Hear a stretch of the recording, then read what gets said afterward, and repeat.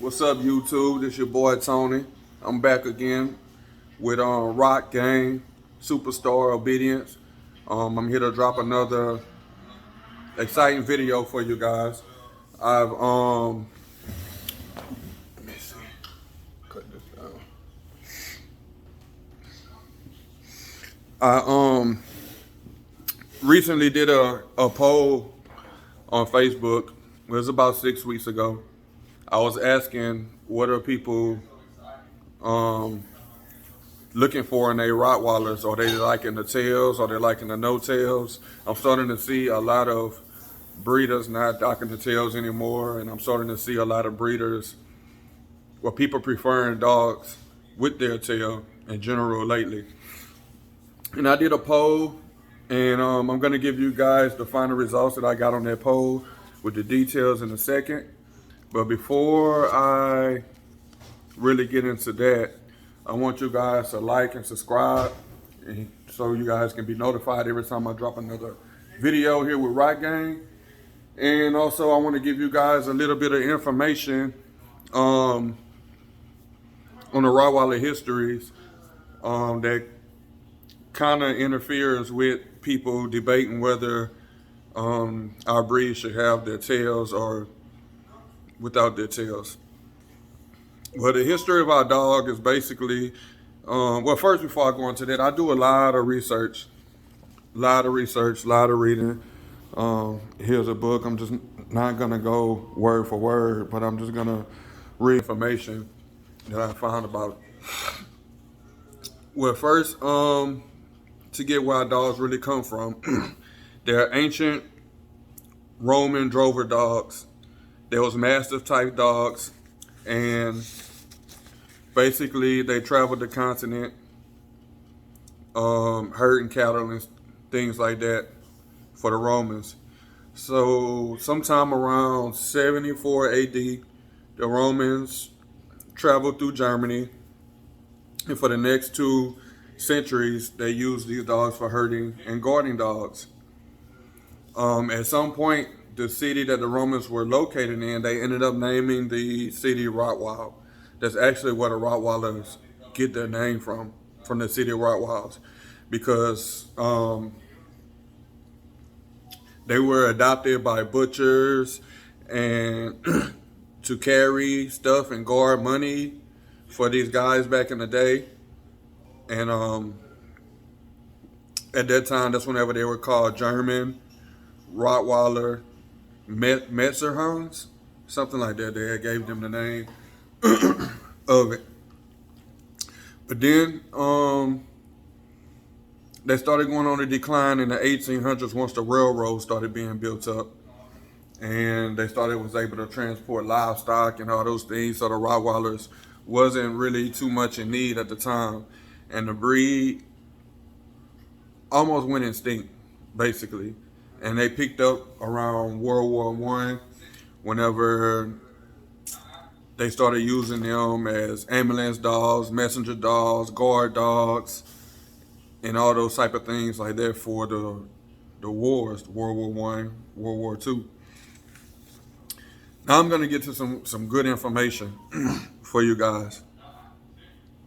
The adrk Club was founded in 1924, and that's whenever it was recognized worldwide as the home of the Rottweiler breed.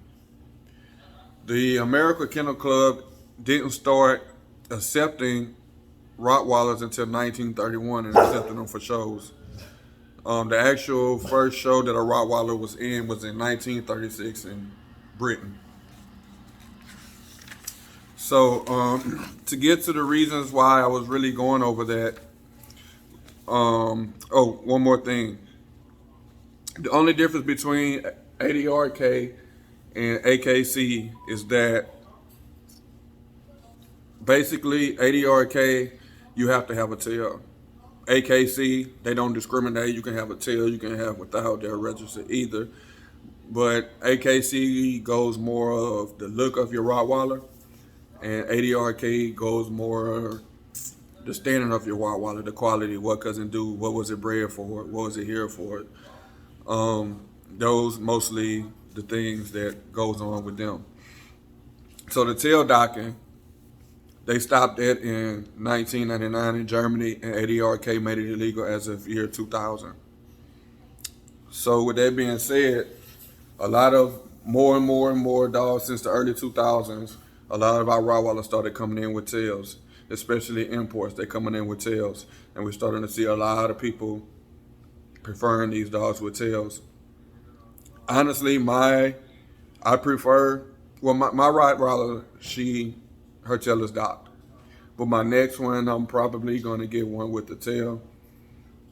Um, I kind of like the look of them.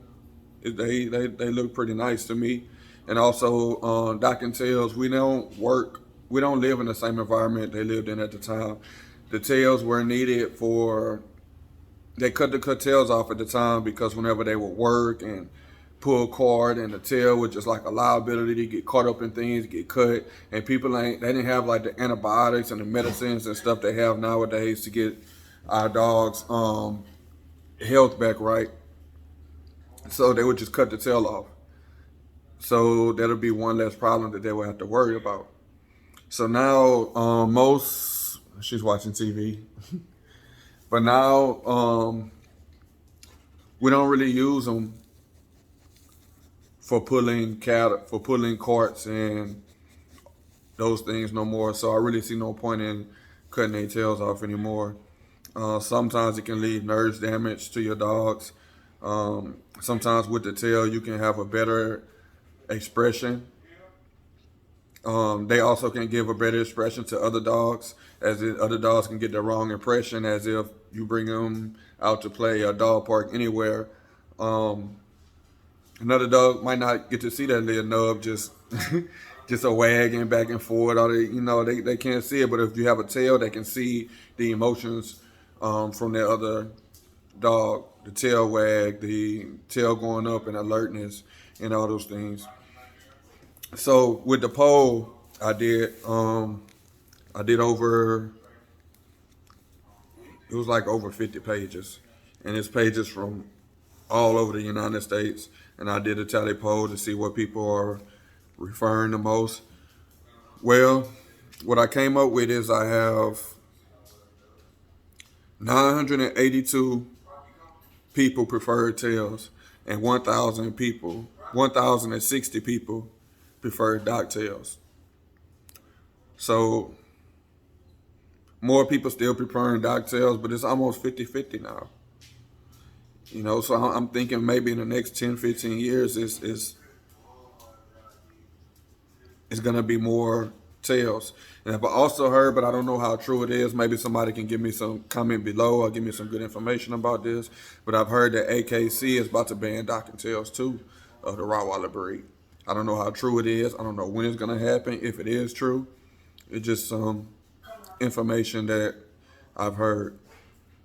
Also, I have a special announcement. I'm going to be blogging and interviewing a couple of breeders, and I'm going to get their opinions on the tails and no tails.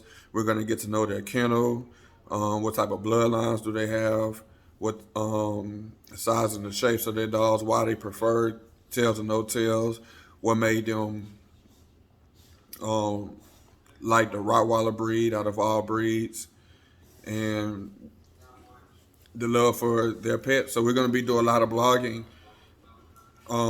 with different breeders, so you guys can also get to know good, reputable breeders. And not only that, you guys won't have to worry about running into these scams or these no good breeders. They be just trying to get you for your money. I'm not going to interview any breeders that's no good.